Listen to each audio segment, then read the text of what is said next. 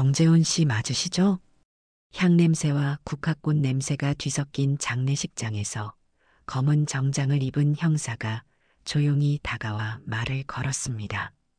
아내의 장례를 치르는 날이었고 나는 마음 둘 곳 없이 의자에 앉아 있었습니다.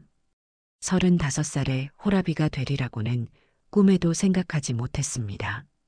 열흘 전까지만 해도 오늘 저녁 뭐 먹을까? 라고 물어보던 사람이 이제는 하얀 수의를 입고 관 안에 누워 있다는 게 믿어지지 않았습니다. 사망 현장에서 이 핸드폰이 나왔습니다. 유족 중 법적 보호자가 정 씨 한 분으로 확인됐습니다. 딸 민채는 9살이었고 검은 상복을 입은 채 멍한 눈으로 어딘가를 바라보고 있었습니다. 장모와 처형은 구석에 앉아 울고 있었습니다. 나는 형사로부터 핸드폰을 건네받았습니다. 화면이 잠겨 있긴 한데 혹시 암호를 아시나요? 나는 잠시 생각해 봤습니다. 그녀는 항상 민채의 생일을 거꾸로 한 5100일을 썼습니다. 화면이 곧장 열렸고 배경에는 딸아이와 함께 찍은 사진이 떠 있었습니다. 나는 조문객들의 소음을 피해 구석으로 자리를 옮겼습니다. 갤러리를 열자 익숙한 앨범명이 눈에 들어왔습니다. USA 2014.5, 16, 정확히 10년 전 신혼여행 사흘째 되는 날이었습니다. 그날은 마치 어제 일처럼 선명했습니다. 새벽 4시경 갑작스러운 복통으로 잠에서 깼고 전날 먹은 해산물이 문제였던 것 같았습니다. 설사와 구토가 멈추지 않아서 온몸에 식은땀이 흘렸습니다. 그녀는 걱정스러운 얼굴로 병원에 가자고 했지만 나는 신혼여행을 망치고 싶지 않아서 괜찮다고 우겨댔습니다. 나는 거의 하루 종일 호텔 화장실에 갇혀 있었습니다. 신혼여행인데 계속 방에만 있을 수는 없다며 그녀가 혼자라도 나가서 구경하고 오겠다고 했을 때 나는 미안한 마음에 오히려 먼저 권했습니다. 오전 10시에 나간 그녀가 돌아온 건 밤 10시가 넘은 시각이었습니다. 12시간이 넘게 혼자 돌아다닌 셈이었습니다. 그녀는 카페도 들르고 미술관도 갔다며 브루클린 브리지도 걸어보고 모에메이도 갔는데 혼자 돌아다니니까 생각보다 시간이 많이 걸렸다고 자연스럽게 대답했습니다. 다만 조금 서운한 마음이 들었습니다. 아픈 남편이 혼자 호텔에서 기다리고 있는데 12시간이나 연락 한 번 없이 돌아다녔다는 게 말입니다.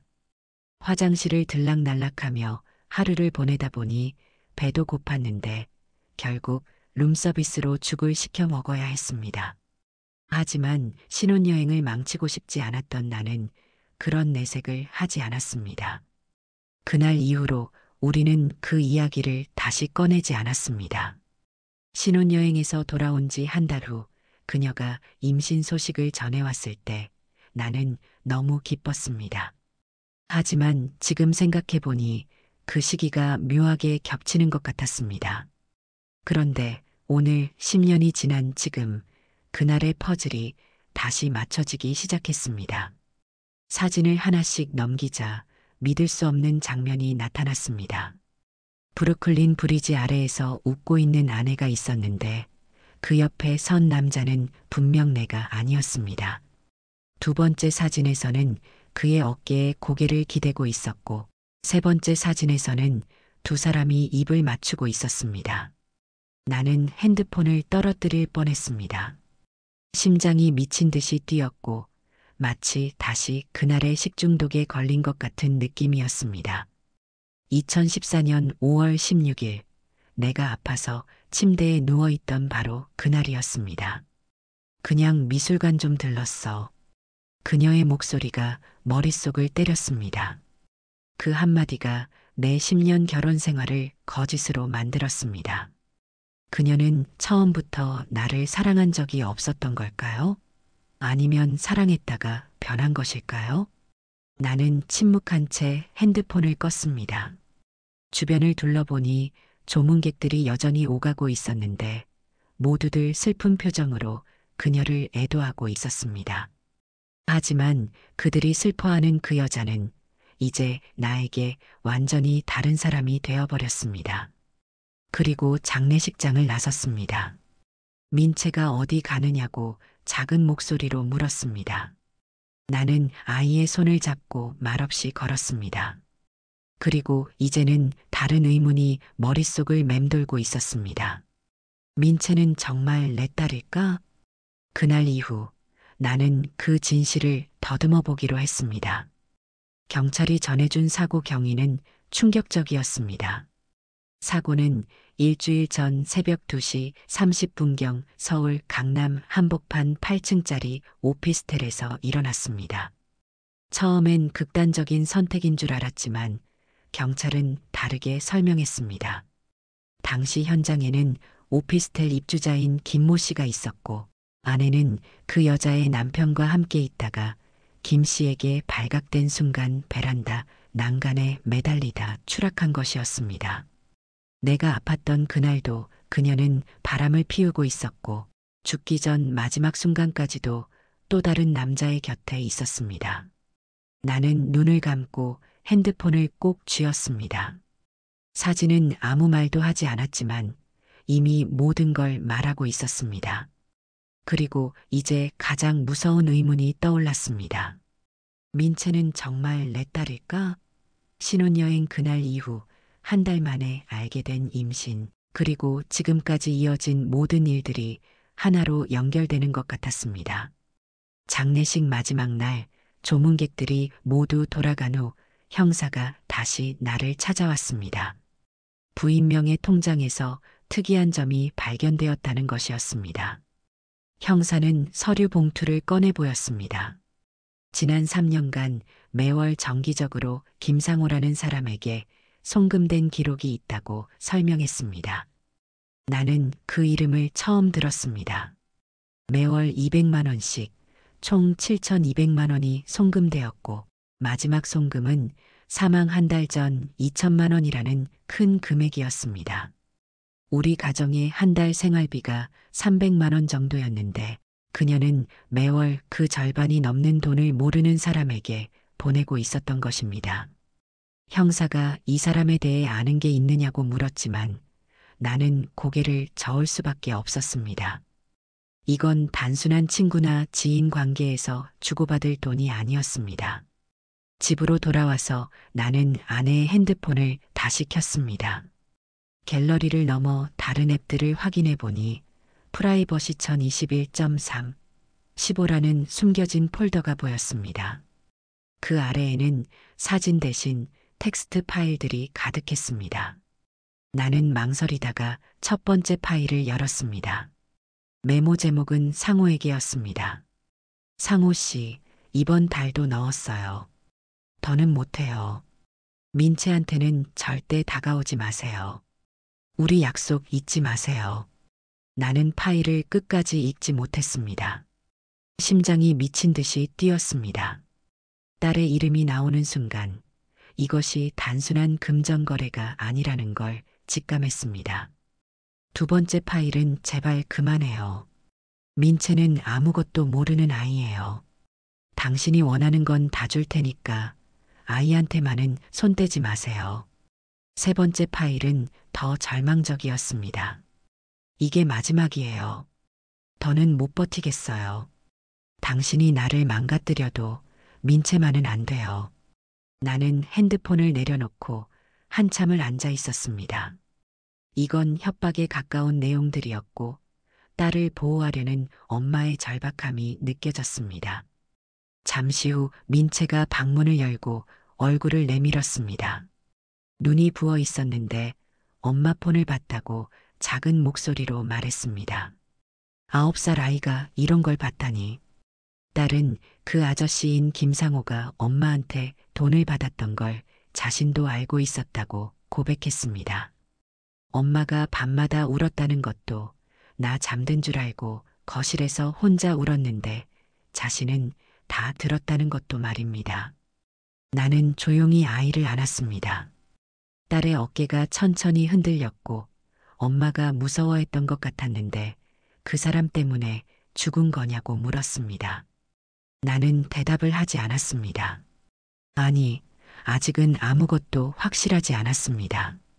하지만 뭔가 이상한 감각이 확실히 들었습니다. 내가 혹시 엄마가 그 사람 이야기를 한 적이 있느냐고 물으니 민채는 작년 여름쯤 엄마가 전화 받으면서 무서워했다고 대답했습니다. 그때 엄마가 민채한테는 절대 안 된다고 계속 말했다는 것이었습니다. 딸의 말을 들으니 더욱 확실해졌습니다. 이건 단순한 불륜 관계가 아니었습니다. 뭔가 더 복잡하고 위험한 일이 우리 가족에게 벌어지고 있었던 것입니다. 특히 김상호와 민채 사이에는 뭔가 특별한 연관이 있는 것 같았습니다. 다음 날 나는 아내의 노트북을 열어봤습니다. 비밀번호는 역시 민채의 생일이었습니다. 그 안에는 더 충격적인 자료들이 저장되어 있었습니다.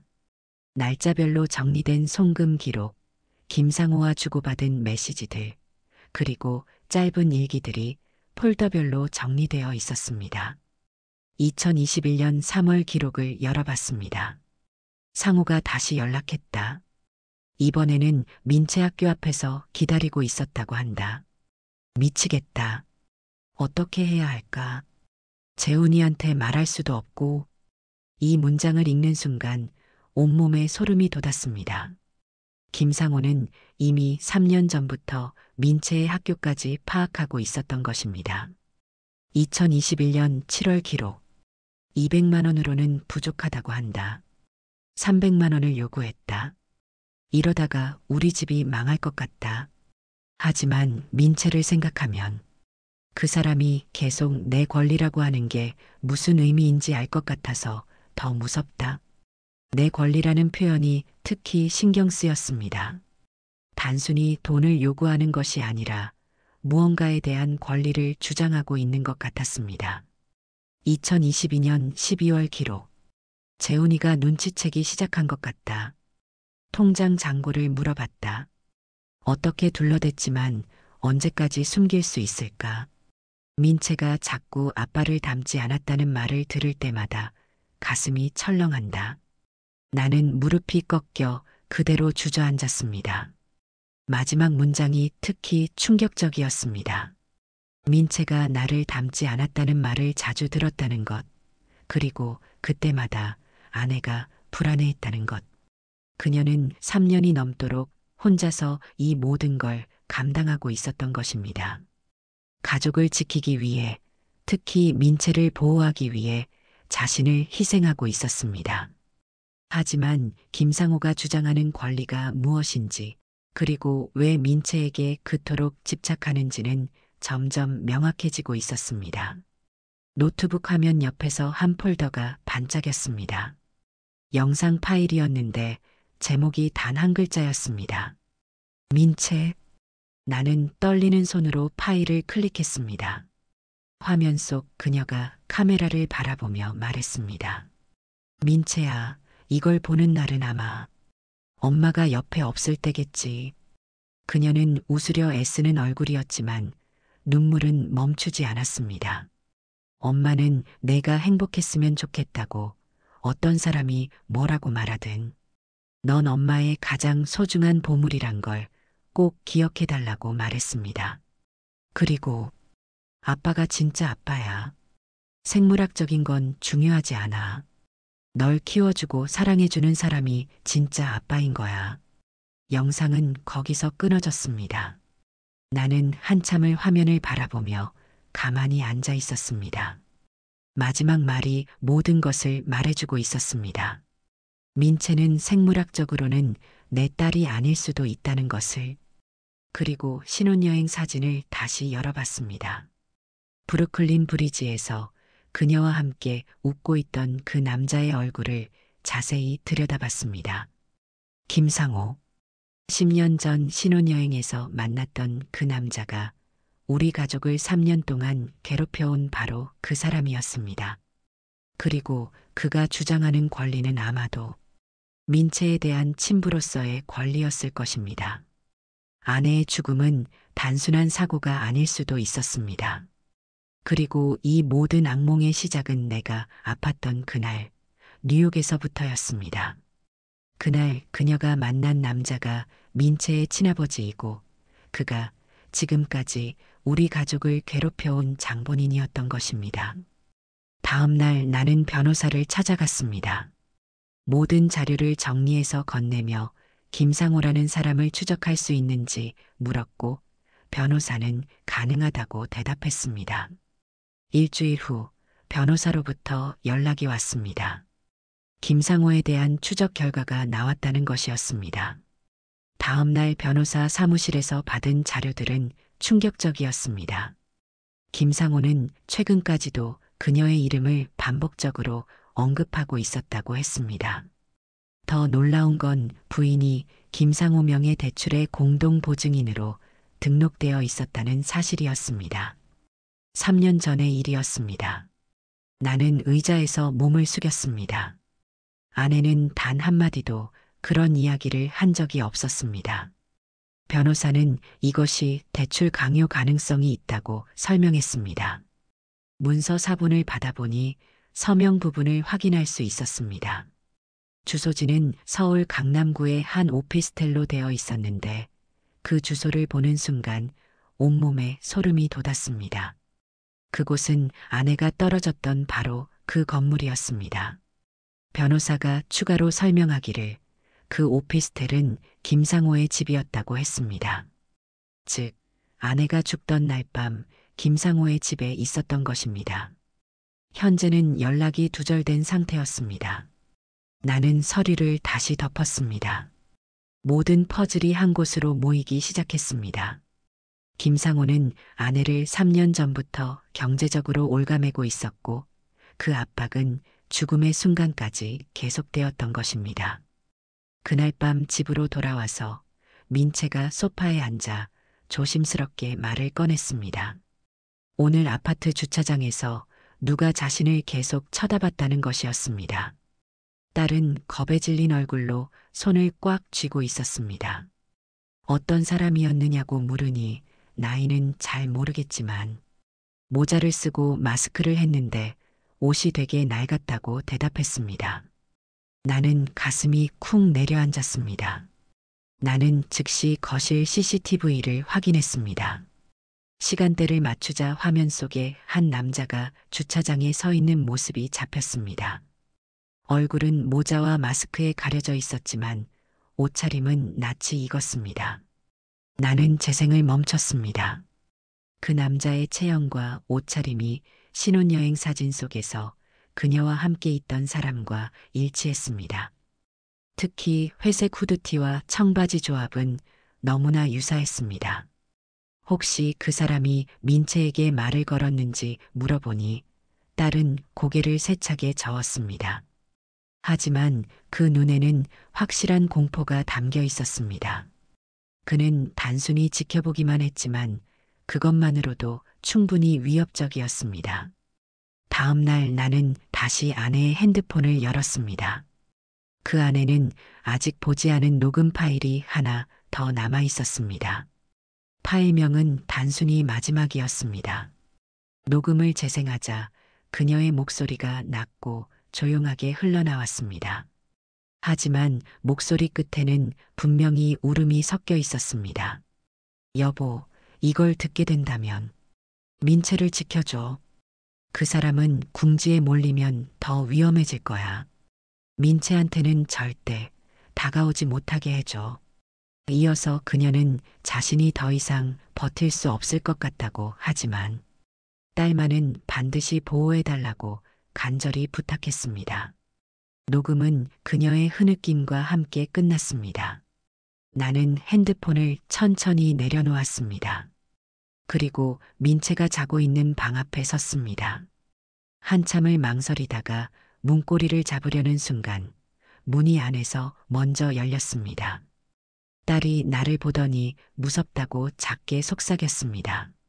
나는 아이를 꼭 안았습니다. 등 뒤 창문으로는 아파트 외벽의 가로등 불빛이 어지럽게 흔들리고 있었습니다. 민채는 그 남자가 엄마한테 뭐라고 했었는지 물었습니다. 나는 끝내 대답하지 못했습니다. 아직 나조차도 정확히 알지 못했기 때문입니다. 하지만 분명한 건 하나였습니다. 그 남자는 아직 우리 곁을 떠나지 않았습니다. 아내가 죽었음에도 불구하고 여전히 우리 가족을 노리고 있었습니다. 특히 민채를 말입니다. 다음 날 아침 나는 민채를 학교에 데려다 주면서 주변을 유심히 살펴봤습니다. 평소보다 일찍 나가서 학교 주변을 한 바퀴 돌아봤지만 수상한 사람은 보이지 않았습니다. 하지만 오후에 민채를 데리러 갔을 때 학교 정문 맞은편 카페에 앉아 있는 남자가 눈에 띄었습니다. 모자를 깊이 눌러쓰고 있었고 신문을 읽는 척하면서 계속 학교 쪽을 바라보고 있었습니다. 나는 민채의 손을 꼭 잡고 다른 방향으로 돌아서 집으로 향했습니다. 백미러로 확인해 보니 그 남자가 카페에서 나와 우리 쪽을 바라보고 있었습니다. 그날 밤 나는 경찰서에 신고를 했습니다. 하지만 아직 직접적인 접촉이나 위해를 가한 적이 없어서 즉각적인 조치를 취하기 어렵다는 답변만 들었습니다. 단지 주의 깊게 지켜보라는 조언만 받았습니다. 집으로 돌아오는 길에 나는 결심했습니다. 아내가 혼자서 감당했던 이 공포를 이제는 내가 정면으로 맞서야 했습니다. 딸을 지키기 위해서라면 무엇이든 할 준비가 되어 있었습니다. 하지만 그 순간 아파트 입구에서 또 다른 충격적인 광경을 목격했습니다. 우리 집 현관문 앞에 작은 봉투 하나가 놓여 있었던 것입니다. 봉투 안에는 민채의 학교 사진과 함께 간단한 메모가 들어 있었습니다. 아직 끝나지 않았다. 그 한 줄의 메시지가 우리 가족에게 남은 평화를 완전히 산산조각냈습니다. 현관문 앞에 놓인 협박 메시지를 발견한 다음 날 나는 민채와 함께 임시로 모텔에 피신했습니다. 집에 있기에는 너무 위험했습니다. 아빠 언제 집에 돌아가? 딸은 아무것도 모른 채 물었습니다. 나는 아이의 머리를 쓰다듬으며 조금만 더 기다리자고 대답했습니다. 엄마가 지켜준 시간을 이제 우리가 되돌려줘야 한다고 말했습니다. 그날 밤 휴대폰으로 문자가 왔습니다. 발신번호 없는 메시지에는 사진 한 장이 첨부되어 있었습니다. 열어본 순간 심장이 덜컥 내려앉았습니다. 사진 속 장소는 딸이 다니던 미술학원 앞이었고 그 배경에 김상호로 보이는 인물이 서 있었습니다. 문자에는 한 줄의 메시지가 덧붙여져 있었습니다. 내가 가진 것들을 내놔. 아니면 이번엔 아이야. 나는 주먹을 꽉 쥐었습니다. 딸을 끌어들인 순간 그는 선을 넘은 것이었습니다. 다음 날 형사와 협의해 작전을 준비했습니다. 나는 일부러 딸과 함께 학원 앞을 걷는 모습을 공개적으로 노출시켰고 근처에는 경찰들이 매복해 있었습니다. 오후 3시 17분 그가 모습을 드러냈습니다. 모자, 마스크, 그리고 낯익은 회색 점퍼를 입고 있었습니다. 그는 민채에게 다가가려다 경찰에 의해 제압당했습니다. 그는 고함을 질렸지만 주머니 속에는 새로 인화된 신혼여행 사진과 딸의 미술학원 시간표가 들어 있었습니다. 경찰은 그의 휴대폰을 압수했습니다. 그 안에는 아내와 주고받은 음성 파일, 문자, 그리고 사라졌던 아내의 영상 일기 일부가 복원되어 있었습니다. 김상호는 1979년생으로 주소지를 3번 변경했고 직업이 없었습니다. 사기 전과가 2건 있었고 최근까지는 연락 두절 상태였습니다. 전형적인 잠수형이었습니다. 보고서 속 얼굴은 신혼여행 사진 속 그 남자와 정확히 일치했습니다. 10년이 지났지만 변한 것은 거의 없었습니다. 형사가 조심스럽게 물었습니다. 이 사람이 사고와 연관이 있는지 말입니다. 나는 머리를 감싸주며 대답을 피했습니다. 하지만 심장은 이미 알고 있었습니다. 그의 그림자가 우리 가족을 오래도록 감싸고 있었음을 말입니다. 그날 밤 장모님이 집으로 찾아오셨습니다. 아내의 유품을 정리하자며 작은 박스 하나를 안고 오셨습니다. 박스 안에는 낡은 수첩, 오래된 폴라로이드 사진들, 그리고 얇은 봉투 하나가 들어 있었습니다. 봉투에는 그녀의 필체로 단 한 줄이 적혀 있었습니다. 민채가 18이 되면 전해줘. 나는 봉투를 열지 않은 채 조용히 가슴에 안았습니다. 그녀가 얼마나 오래전부터 이 준비를 했는지 상상조차 되지 않았습니다. 하지만 김상호가 체포된 상황에서 나는 그 봉투를 열어봐야 한다고 생각했습니다. 안에는 아내가 딸에게 남긴 자필 편지가 있었습니다. 민채야, 너는 아빠의 웃음이고 내가 살아온 시간의 전부야. 엄마는 너를 사랑했고 너로 인해 살아있었단다. 그리고 그 아래에는 더 충격적인 내용이 적혀 있었습니다. 내 친아버지는 김상호라는 사람이야. 하지만 진짜 아빠는 지금 너를 키우고 있는 정재훈이야. 생물학적인 건 중요하지 않아. 널 사랑하고 보호해주는 사람이 진짜 아빠인 거야. 나는 편지를 들고 한참을 앉아 있었습니다. 마침내 모든 진실이 드러났습니다. 경찰서에서 김상호를 조사한 결과 더 충격적인 사실들이 밝혀졌습니다. 그는 아내의 핸드폰에서 복원된 영상 일기를 통해 자신이 민채의 친아버지라는 것을 확신하고 있었습니다. 영상 속에서 그녀가 말했습니다. 상호 씨, 이건 마지막이에요. 당신이 나한테서 가져간 거, 이제 내 딸한테까지는 안 돼요. 당신은 내 과거지만 민채는 내 미래예요. 김상호는 처음에는 아내와 진정한 사랑을 나눈다고 생각했지만 시간이 지나면서 그의 본성이 드러났습니다. 그는 돈과 자신의 권리에만 관심이 있었고 민채를 자신의 소유물로 여겼습니다. 아내가 그와의 관계를 끊으려 하자 그는 민채를 무기로 삼아 협박을 시작했습니다. 친부로서의 권리를 주장하며 양육비는 물론 더 많은 돈을 요구했습니다. 아내의 죽음도 단순한 사고가 아니었습니다. 그날 밤 김상호는 아내를 자신의 집으로 불러내어 마지막 협박을 했습니다. 더 이상 돈을 줄 수 없다고 하자 그는 민채를 직접 찾아가겠다고 위협했습니다. 절망한 아내가 베란다로 나가려 하자 김상호가 붙잡으려 했고 그 과정에서 아내는 난간을 넘어 추락했습니다. 그는 고의가 아니었다고 주장했지만 지속적인 협박과 정신적 가해가 결국 그녀의 죽음으로 이어진 것이었습니다. 며칠 뒤 김상호는 상습 협박과 정신적 가해로 인한 강요죄 그리고 과실치사 혐의로 구속되었습니다. 언론은 떠들썩했지만 나는 인터뷰 하나도 하지 않았습니다. 나에게 중요한 것은 이제 민채와 함께 평화롭게 살 수 있다는 것이었습니다. 생물학적 아버지가 누구든 상관없었습니다. 나는 민채의 아빠였고 앞으로도 그럴 것이었습니다. 김상호의 재판이 시작된 지 2달 후 판결이 나왔습니다. 협박죄와 강요죄로 3년, 과실치사로 추가 2년이 선고되어 총 5년형을 받았습니다. 변호사는 형량이 생각보다 무겁게 나왔다고 설명했지만 나에게는 여전히 부족해 보였습니다. 하지만 중요한 것은 이제 우리가 안전하다는 것이었습니다. 민채와 나는 임시거처에서 나와 원래 집으로 돌아왔습니다.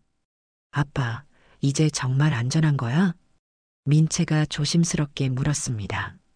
9살 아이가 안전이라는 단어를 써야 하는 현실이 마음 아팠지만 나는 확신을 가지고 대답했습니다. 응, 이제 괜찮아. 아빠가 지켜줄게. 며칠 후 나는 민채와 함께 조용히 납골당을 찾았습니다. 작은 흰 국화를 놓으며 딸이 조용히 물었습니다. 엄마는 정말 나를 지켜주신 거지? 나는 잠시 망설였습니다.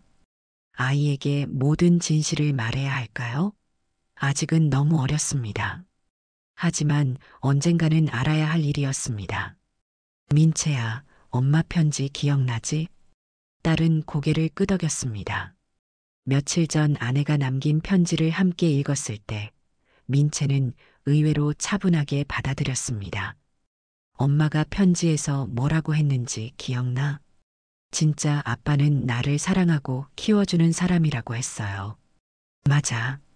그게 엄마가 너한테 해주고 싶었던 가장 중요한 말이야. 민채는 작은 손으로 내 손을 꼭 잡았습니다. 아빠, 나는 아빠가 진짜 아빠인 게 좋아요. 다른 아저씨는 무서웠어요. 그 순간 나는 깨달았습니다. 피는 물보다 진하다고 하지만 사랑은 피보다 더 진한 것이라는 것을 말입니다. 집으로 돌아오는 길에 민채가 갑자기 말했습니다. 아빠, 엄마가 그 아저씨를 좋아했던 거예요? 어려운 질문이었습니다. 하지만 거짓말을 하고 싶지는 않았습니다. 처음에는 그랬을 수도 있어. 하지만 나중에는 무서워했어. 엄마는 민채를 지키는 게 가장 중요했거든. 그럼 엄마는 아빠를 사랑했던 거예요? 이번에는 확신을 가지고 대답할 수 있었습니다. 그럼 엄마는 아빠를 사랑했고 민채를 더 사랑했어.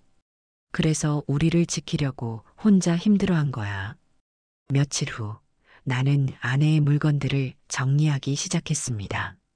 옷장 깊숙한 곳에서 또 다른 편지 봉투를 발견했습니다. 이번에는 내 이름이 적혀 있었습니다. 재훈아, 이 편지를 읽고 있다는 건 내가 더 이상 곁에 없다는 뜻이겠지. 미안해. 정말 미안해. 편지는 그녀의 고백으로 가득했습니다. 재훈아, 솔직히 말할게. 상호는 결혼 전부터 알던 사람이었어. 내가 먼저 좋아했어. 그 사람의 상남자 같은 모습이 내 이상형이었거든. 하지만 그는 나를 진심으로 사랑한 게 아니라 우리 집 돈을 노린 거였어. 결혼할 때도 나는 여전히 그를 못 잊고 있었어. 미안해. 신혼여행에서 상호를 다시 만난 건 우연이 아니었어. 내가 연락했어. 내가 아플 때 혼자 나갔다가 그에게 전화를 했어. 브루클린 브리지에서 만났는데 그때의 나는 정말 바보였어. 아직도 그를 사랑한다고 생각했거든. 하지만 그건 실수였어. 큰 실수였어. 민채를 임신했을 때 나는 내 아이라고 믿고 싶었어. 아니, 내 아이여야 한다고 생각했어. 상호가 다시 나타났을 때 나는 거절했어. 하지만 그는 민채가 자기 딸이라며 돈을 요구하기 시작했어. 그제야 깨달았어. 그가 처음부터 나를 돈으로만 본 거였다는 걸. 나는 우리 가족을 지키고 싶었어. 너와 민채가 행복하게 사는 모습을 보는 게 내 유일한 기쁨이었거든. 재훈아, 나를 용서해줘. 그리고 민채를 부탁해.